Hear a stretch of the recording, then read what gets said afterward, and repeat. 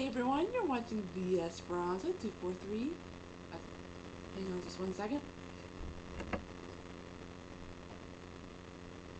There we go. Well, as you know, this week is Christmas week. So since this weekend is Christmas Eve and Christmas Day, I am going to go ahead and finish.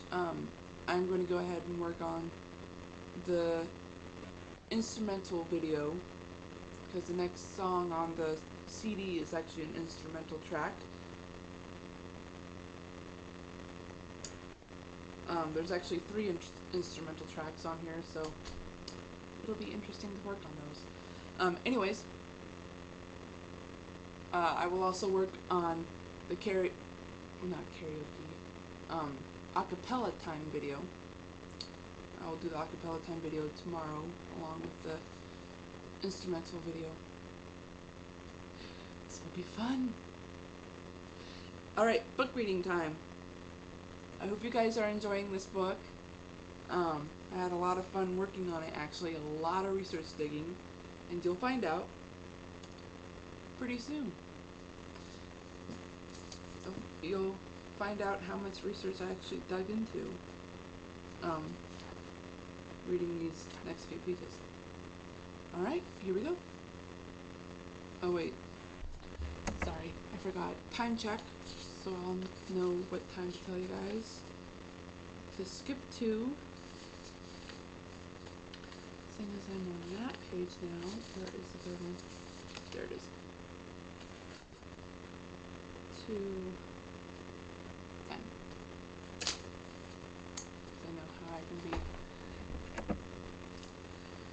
Alright, here we go. It didn't take them long to find the sitting room. The room was what they called the living room. Danny and Guinevere gasped. The sitting room had a lot of bookcases, and they were filled from top to bottom. Danny ran to one of the bookcases, but his sister stopped him. "Let's sit down and talk. Let's sit down and talk," she whispered. He nodded. They sat down on a lovely couch. "Why were you talking like that?" he asked. She shushed him. "Wouldn't Grandfather tell us if there was another child in the house?" she said. He nodded. "Plus, how would he get these many bookcases and fill them before we would reach the room?" "I don't know. But why would you talk like that and give him false information?" "He's too young to understand how we know more about the place than him," she whispered. "Plus, the way he was speaking his words. He never shortened his words like it's. He called the house a mansion. Hardly anyone would say Grandfather's house is a mansion."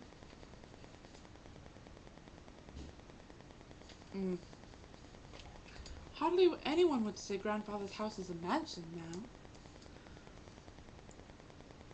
That's better. Suddenly someone walked in. "Oh, I am sorry. I did not know children were in here," a woman said. They looked up and gasped. The tall woman almost looked like their mother. "Have you seen Colin?" Guinevere nodded. "The last I saw him was several hallways away from here, on the other side of the mansion." The woman noticed her accent too. Which part of the family are you from?" the woman asked. Danny looked at Guinevere. "I believe we're his cousins on his mother's side," she replied. "That's right." The woman smiled. "I can see that. You have her hair," she said. The woman shook her head. "I believe I must be going now." She left the sitting room, calling Colin's name. "Ginny, why did you lie to her?" She looked at him. "Are you not connecting anything here? Colin says he intends to be a lord, she whispered back. He looked confused. What if we went back in time? What if Colin is our grandfather? That's crazy, he hissed. Guinevere gave him a look. Didn't Grandfather Leatherby have brown hair and hazel eyes? How is it Colin has the same face, hair, and eyes? She asked irritably. Danny shrugged. She sighed with some frustration. I want to go back home, she mumbled. Her brother got up from the couch and went to one of the bookcases. He looked at each shelf he could possibly reach. Then, out of the corner of his eye, he saw a title that caught his attention.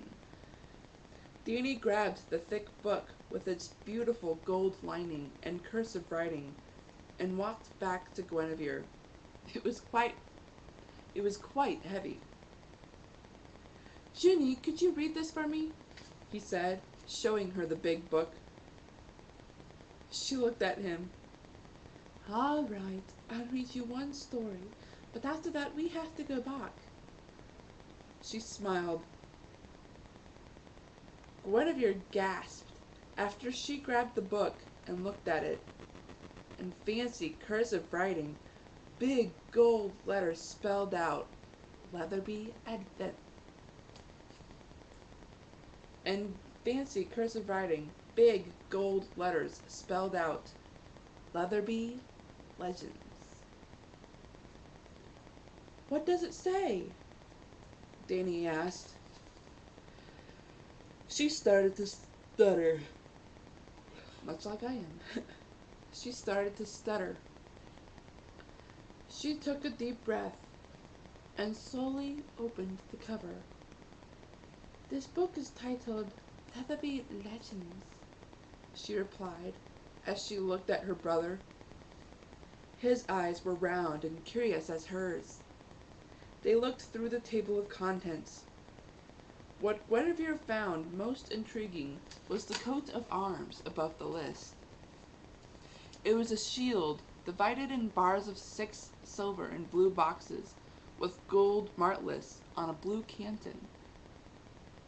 Oh, I should have drawn a sample of that.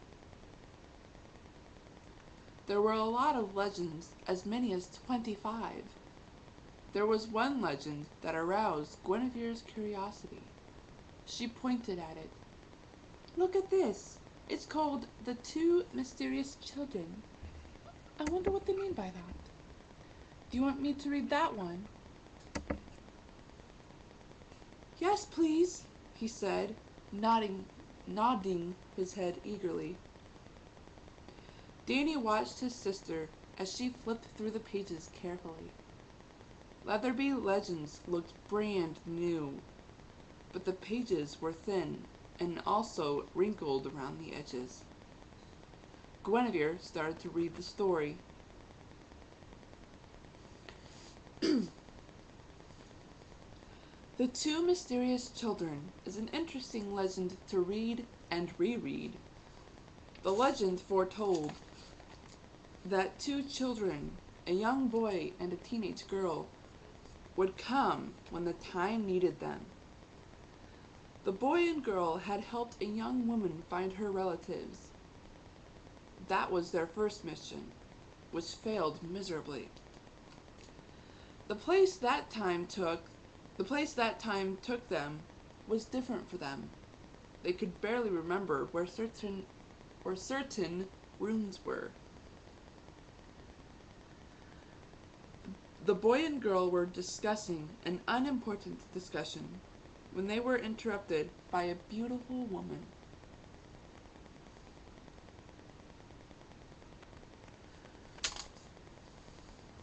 This woman was 5 feet and 7 inches tall. She had hazel eyes and chestnut straight hair. The girl stared at the woman as her companion gasped. She almost looks like you, dear sister, he whispered to his sister. The same face shape, the same cheekbones and straight hair. Are you seeing this? She moved her head toward her brother and stared at him as well. She had no idea what to say.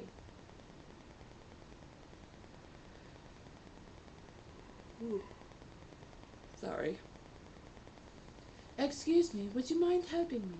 I am trying to find my cousin, but cannot find him. You would not happen to know where he is, would you? The woman asked. The teenage girl gasped. The woman had an English accent and sounded like someone she knew. Why, yes, I believe we do know, the brother's sister replied. She had an English accent. It was so beautiful and clear that the woman gasped, for her brother hardly had an accent. The teenage girl stood up carefully in her colorful floral print dress, which had decorative buttons down the front. Her dress even had an ornamental chain pinned at her waistline. Follow me. Come, brother, we shall help this woman find her missing family.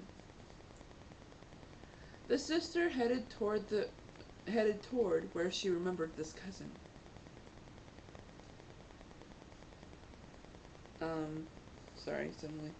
The sister headed toward where she remembered this cousin, but she stopped and looked for her brother. He was uncertain of this task, and his face showed it. Dear brother, we have to help her. What would happen if she shall not find him? This cousin of ours may be lost in the mansion forever, she stated.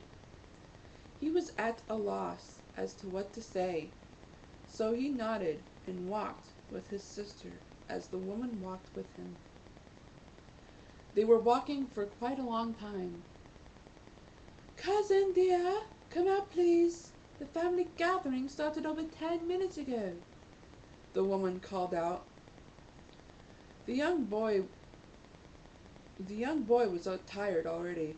His sister noticed. Sorry. Brother, would you like to be carried for a while? She asked him. He shook his head. Thank you, but no. If I get carried, I shall fall asleep, he replied crankily. The woman called out again. The boy's sister sighed.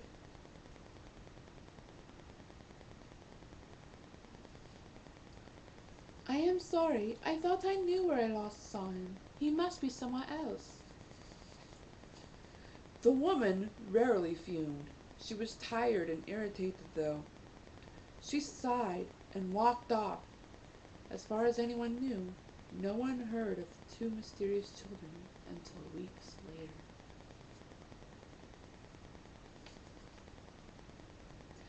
Okay, now I understand the book. Not the book I wrote, but the Leatherby Legends book. I was trying to figure out why. I'll write it down later. Wow, that's kind of like what almost happened in... Wow, that's kind of like what almost happened here in the room, Guinevere said. Danny gasped. Ginny, that woman, we have to go, now, he demanded. He closed the family book with a slam and huffed off with it back to where he found the book. Danny, what's wrong? He walked toward his sister and pulled her in the direction they gave to that woman earlier.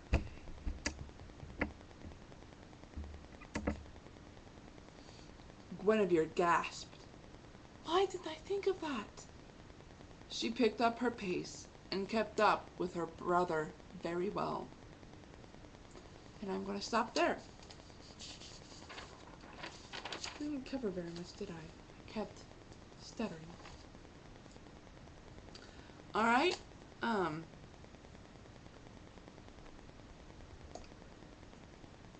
ooh. Sorry about the yawns. I kind of had trouble sleeping last night. Anyways, I will see you guys tomorrow for the acapella time. And as usual, I might talk before I sing.